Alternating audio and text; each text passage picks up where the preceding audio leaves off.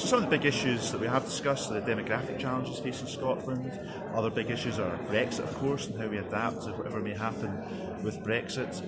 Fast-changing technology in the workplace and how we can upskill the workforce and the role our colleges and universities will play in that.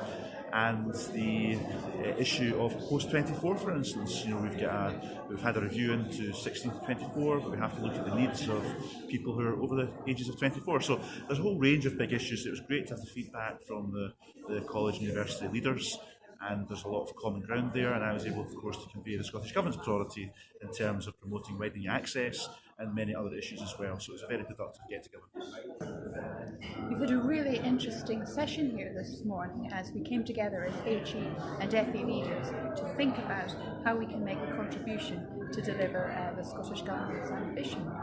I suppose the takeaway messages for me, which is very strong, first of all, to keep the focus on developing graduates for the future, for an uncertain future, so to develop them with the right enterprising attributes so they can thrive into the future. The second area that I'm left with a challenge, I suppose, is how we can use the world-class research base in Scottish higher education to deliver a really innovative ecosystem of businesses so that Scotland can become a more prosperous nation.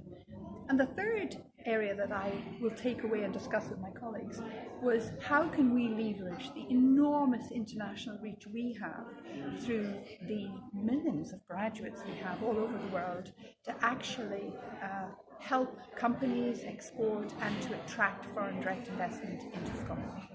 It was really interesting to hear what the Minister's priorities are for both sectors going forward, but also to reflect a little bit on the great progress we have made. There's huge opportunities for the two sectors to work together, colleges and universities, particularly around collaboration on innovation and research and business support, but also to continue the really good work on widening access, equally safe, mental health, and obviously mitigating post-Brexit implications from there. The university sector in particular is anxious about Brexit, the international agenda, international students, research, and those aspects, as you would anticipate, given the news that we read daily, hourly about Brexit and some of those unknowns. And the college sector, I think, were particularly focused on complexity and some of the complex systems of funding and how they could be made simpler or easier, a bit more forward thinking.